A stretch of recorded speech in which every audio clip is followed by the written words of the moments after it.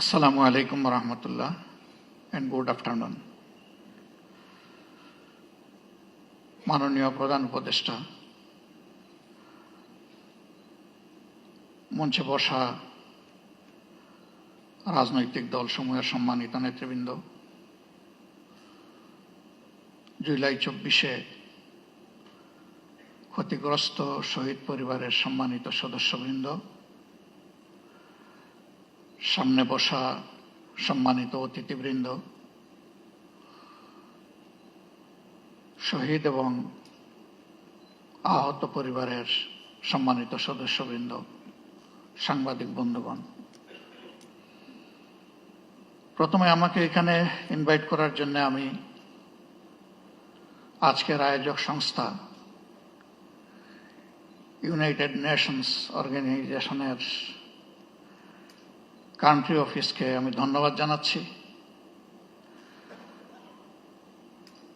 আসলে কিছু আশঙ্কা, ব্যথা এবং কিছু আকাঙ্ক্ষা নিয়ে আমি এখানে দাঁড়িয়েছি। 15.5 বছর জাতির উপরে অত্যাচারের যে স্টিম রোলার চলেছে,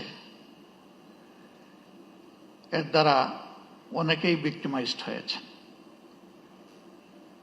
জুলাইটা ছিল তার শেষ পরিণতি। শুরুটা ছিল কার্যত 2009 সালের 25 এবং 26 ফেব্রুয়ারি ঢাকার পিলখানায় 57 জন দেশপ্রেমিক চৌকস, প্রতিশ্রুতিশীল, বিভিন্ন পর্যায়ের সামরিক কর্মকর্তাকে হত্যাকাণ্ডের মধ্য দিয়ে বাংলাদেশের উপর ফ্যাসিজমের থাবা শুরু হয়। তারপরে একে একে রাজনৈতিক দল, প্রথমে আমাদের দলটাকে দিয়েই শুরু করা হয় এবং শেষ পর্যন্ত যারা অপোজিশনে ছিলেন তারা কেউ বাদ পড়েননি। শুধু রাজনৈতিক দল নয়, এদেশের আলেম সমাজ, সাংবাদিক সমাজ, বুদ্ধিজীবী সমাজ, ব্যবসায়ীরা কেউই কিন্তু ফ্যাসিবাদের থাবা থেকে বাদ পড়েননি। অনেক সাংবাদিকের জীবনও চলে গিয়েছে, আবার কাউকে কাউকে জেলের ভাত খেতে হয়েছে। এমনকি হিউম্যান রাইটস নিয়ে যারা কাজ করেন তাদেরকেও সত্য কথা বলার জন্য জেলে থাকতে হয়েছে।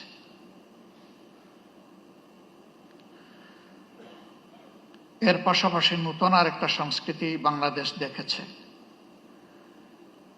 যেটাকে বলা হয়েছে আয়নাঘর। এ সংস্কৃতি এর আগে বাংলাদেশ কখনো দেখেনি এবং ব্যক্তিগতভাবে আমি নিজেও তার সাক্ষী। শেষবার 22-12 ডিসেম্বর যখন আমাকে গ্রেফতার করা হয়, যে জায়গাটায় আমাকে রাখা হয়েছিল, এমন কিছু মানুষ, কিছু মুখ আমি দেখতে পেয়েছিলাম যাদের মুখে বিষণ্ণতার প্রচন্ড ছাপ। পরবর্তী পর্যায়ে জেলে যখন গিয়েছি, তখন সেই মানুষগুলা কেউ কেউ এগিয়ে এসে বলেছে, আমরা ওই দিন ওই রাতে অমুক জায়গায় আপনাকে দেখেছি। জিজ্ঞেস করেছিলাম, আপনি কোথায় ছিলেন? বলে যে আমি ওখানেই ছিলাম। কত সময় ছিলেন? হাসতে হাসতে বলে, কত সময় নয়, ঘন্টা নয়, দিন নয়, মাস নয়, আমাকে জিজ্ঞেস করুন আমি কয় বছর ছিলাম। অথচ আমাদের আইনে স্পষ্টভাবে ডিরেকশন দেয়া আছে, কাউকে গ্রেফতারের 24 ঘন্টার ভিতরে অবশ্যই তাকে আদালতে তুলতে হবে। কিন্তু না, তারা আদালতের মুখ দেখেননি। তারা জানেন না তাদের পরিবার পরিজন কে কিভাবে আছে, পরিবার জানে না তারা আদৌ বেঁচে আছে কিনা। আমি সকল আয়নাঘর দেখিনি, আমি যেটা দেখেছি আমি বুঝতে পেরেছি এটি মধ্যম মানের, এটি চরম নিকৃষ্ট মানের নয়। সেই জায়গাগুলোতে কি হয়েছে সে কাহিনী যারা ভুক্তভোগী তারাই ভালো বলতে পারবেন। রাজনৈতিক দলগুলো নিজেদের অবস্থান থেকে বারবার তার প্রতিবাদ জানিয়েছে। কিন্তু তার প্রতিকার আমরা পাইনি, করতে পারিনি। শেষ পর্যন্ত আমাদের যুব সমাজের অতি ছোট্ট এবং সাধারণ একটি দাবিকে নিয়েই তারা রাস্তায় নেমেছিল। অতীতের মতো একই খান্দায় একইভাবে তাদের সেই দাবিকে স্তব্ধ করে দেওয়ার জন্য চেষ্টা করা হয়েছিল। 15 জুলাই রাতে ঢাকা বিশ্ববিদ্যালয়ে যা ঘটেছে, বিশ্ববিদ্যালয়ের ইতিহাসে এটি ছিল আনপ্রেসিডেন্টেড। এর আগে তার কোনো উদাহরণ ছিল না। রাজনৈতিক কর্মীদেরকে লেলিয়ে দেওয়া হয়েছিল। তারা একই সাথে আঘাত করেছে ছেলেদেরকে, আমাদের মেয়েদেরকেও বাদ দেয়নি। কার্যত এই মুভমেন্টটা এখান থেকেই মোমেন্টাম পেয়েছিল। এরপরে একে একে আবু সঈদের হত্যাকাণ্ড এবং বাকি হত্যাকাণ্ডগুলো শেষ পর্যন্ত জুলুমের অবসান করতে সক্ষম হয়েছে। আমি জাতিসংঘের ফ্যাক্ট ফাইন্ডিং কমিটিকে আমার দল এবং বাংলাদেশের মজলুম জনগণের পক্ষ থেকে ধন্যবাদ জ্ঞাপন করি। তারা স্বল্পতম সময়ে এগিয়ে এসেছেন এবং বাস্তবতা তারা তুলে আনার চেষ্টা করেছেন। কিন্তু তারা যেটুকু এনেছেন এটা আংশিক মাত্র, এটি পূর্ণাঙ্গ নয়। তার বাইরেও জুলুমের বিস্তর ক্ষেত্র রয়ে গেছে। আশার দিক, নতুন সরকার গঠিত হয়েছে ফ্যাসিজমের পতনের প্রেক্ষাপটে। বিচারের জন্য ট্রাইব্যুনাল গঠন হয়েছে, বিচারক নিয়োগ হয়েছে, তদন্তকারী সংস্থা হয়েছে, প্রসিকিউশনও নিয়োগ হয়েছে। কিন্তু এটি সত্য, এখন 1 বছর ছুঁই ছুঁই, এ সময়ের ভিতরে কিন্তু বিচার এখনো দৃশ্যমান হয়নি। আমরা বিশ্বাস করি এই প্রক্রিয়ার সাথে যারা সম্পৃক্ত তারা তাদের সর্বোচ্চটা দিয়ে চেষ্টা করছেন। সরকারের কাছে আমাদের অনুরোধ, এই এফোর্ট কি যথেষ্ট, নাকি এই জায়গায় আরো কিছু করার আছে? যদি আরো কিছু করার থাকে সেটিই তো করা উচিত। সারা বাংলাদেশে আমার মতো আপনারা অনেকে ঘুরেন, সব জায়গায় তো কান্নার রোল। কেউ আপনজন হারিয়ে, আর কেউ নিজেকে হারিয়ে। আপনজন হারানোর বেদনা আমরা বুঝি, কিন্তু যারা নিজেকে হারিয়ে বসেছেন, এই যে ছেলেটাকে দেখানো হলো, শুধু দুটো চোখ না থাকার কারণে গোটা বিশ্ব তার জন্য অন্ধকার। সে কি একা? আমাদের হিসাব মতো এই সংখ্যাটা 500-র কাছাকাছি যারা চোখ হারিয়েছে। হাত পা হারিয়ে, মেরুদণ্ডে আঘাত পেয়ে, বুলেট বিদ্ধ হয়ে হাসপাতালের বিছানায় কিংবা নিজের বাড়িতে পড়ে প্যারালাইজ হয়ে কাতরাচ্ছে, এই সংখ্যাটা 250-র উপরে। যারা বিছানায় পড়ে আছে, আর যারা জীবন্ত লাশ হয়ে ঘুরছে, সেই সংখ্যাও 5000 কম নয়। আপনারা অনেকে জানেন, ইতিমধ্যে আমাদের সংগঠনের পক্ষ থেকে উদ্যোগ নিয়ে এই জুলাই যারা শহীদ হয়েছেন তাদের প্রোফাইলটা আমরা অন রেকর্ড নিয়ে আসার চেষ্টা করেছি। শতভাগ নিশ্চিত না হয়ে আমরা একটা নামও সেখানে যোগ করিনি। আমাদের এই প্রক্রিয়া অব্যাহত আছে, এটাকে আমরা ক্লোজ করিনি।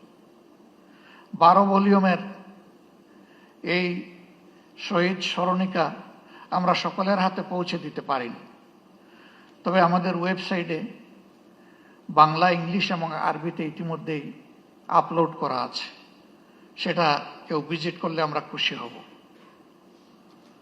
আমরা এবার হাত দিয়েছি যারা জীবন্ত শহীদ তাদের জীবন নিয়ে, এই অন্ধ, পঙ্গু, হাসপাতালের বেডে পড়ে থাকা প্যারালাইজড, তাদের বিষয়টা তুলে আনার জন্য।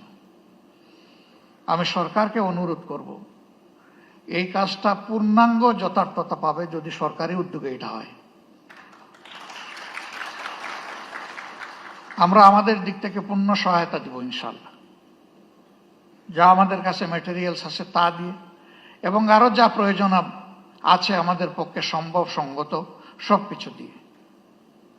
ইতিহাস যেন হারিয়ে না যায়, ইতিহাসটাকে ধরে রাখা উচিত এবং শ্রদ্ধার সাথে এটা আমাদেরকে স্মরণ করতেই হবে।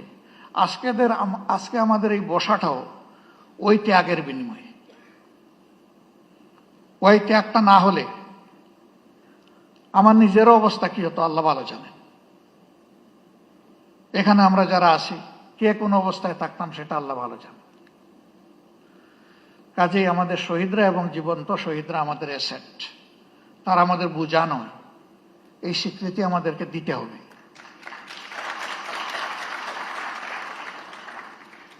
আমাদের সম্পদকে মুখে নয় বাস্তবেই সম্মান দেখাতে হবে।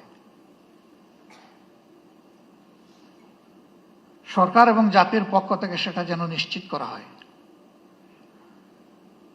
এ বিষয়ে নিশ্চিত করতে হলে তিনটা জিনিস প্যারালাল চলতে হবে: বিচার, সংস্কার এবং নির্বাচন। কিন্তু বিচার আর সংস্কারের আগে যদি কোনো নির্বাচন হয় তাহলে সেটি আরেকটা ন্যাশনাল ডিজাস্টার হতে পারে, আমরা বিশ্বাস করি।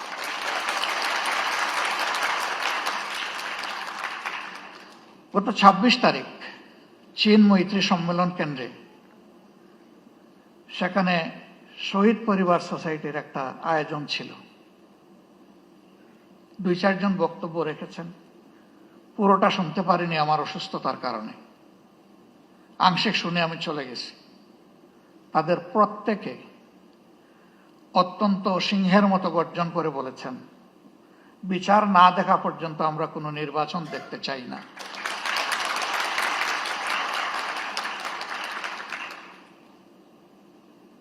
তারা এই দাবি করেননি। শত শত মানুষ যাদেরকে হত্যা করা হয়েছে, হাজারো মানুষ যাদেরকে পঙ্গু করা হয়েছে, তাদের সকলের বিচার করে তারপরে নির্বাচন হোক, তারা তা বলেননি। তারা বলেছেন যারা জঘন্য অপরাধী তাদের বিচারটা অন্তত ২-৪টা হলেও আমরা নিচ্ছকে দেখতে চাই।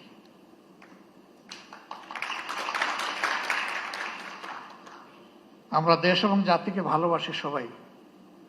জাতিসংঘ ফ্যাক্টস ফাইন্ডিং এ যে ফ্যাক্টসগুলা তুলে এনেছে তার সাথে যেগুলা অপূরণ আছে সেগুলাকেও সংযুক্ত করে বিচারটা ঠিকমতো হোক। তবে আমি অত্যন্ত দৃঢ়তার সাথে বলবো যে ও বিচার আমাদের উপর করা হয়েছে, দল হিসাবে আমাদের নেতৃবৃন্দকে খুন করা হয়েছে বিচারিক আদালতে, এ ধরনের কোনো বিচারও দেখতে চাই না। বিচারটা যেন শতভাগ ট্রান্সপারেন্ট এবং ন্যায্যতার ভিত্তিতে হয়। এবং পার্সোনালি আমি বিশ্বাস করি ন্যায় বিচার প্রতিষ্ঠিত হলে কোনো অপরাধী পার পাবে না ইনশাআল্লাহ। যারা মানুষ খুন করেছে তারা তাদের ন্যায্য পাওনাটা বুঝে পাবে এবং বিচারহীনতার অথবা বিচারকে ধামাচাপা দেওয়ার যে সংস্কৃতি সেটা দূর হবে। আমরা আমাদের দলের পক্ষ থেকে প্রতিশ্রুতি দিচ্ছি, এই প্রক্রিয়ায় আমাদের পূর্ণ সমর্থন এবং সহযোগিতা থাকবে। জনগণের ম্যান্ডেটের ভিত্তিতে আমরা সরকার পরিচালনা করার সুযোগ পাই অথবা আমরা বিরোধী দলে থাকি, এ বিষয়ে আমাদের ভূমিকা হবে স্পষ্ট, ন্যায্য এবং অকুতভয়। আমরা কাউকে পরোয়া করে কোনো কিছু বলবো না, করবো না। ভয় করব শুধু আল্লাহ তাআলাকে। দায়বদ্ধ থাকবো প্রথমে নিজের বিবেকের কাছে, তারপরে দেশবাসীর কাছে। অন্যান্য দলের পক্ষ থেকে একই প্রতিশ্রুতি আসুক তা আমি প্রত্যাশা করি। কেউ না কেউ তো আগামীর সরকার চালাবে।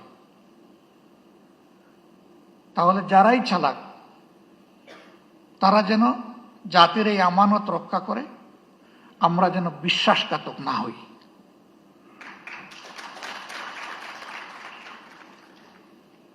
আল্লাহ রাব্বুল আলামিন এই ন্যায় বিচার কায়েমের পথে আমাদের সরকার এবং জুডিশিয়ারি দুইটাকে আপোষহীন পথ চলার তৌফিক দান করুন। এবং আমি এখানে আরেকবার বলবো, জুডিশিয়ারি আমাদের স্বাধীন, এই কথা শুনতে শুনতে কান দুটো প্রায় বন্ধ হয়ে যাওয়ার উপক্রম হয়েছে। এটারও অবসান ঘটুক এবং সত্যিকার অর্থেই জুডিশিয়ারি স্বাধীন হোক।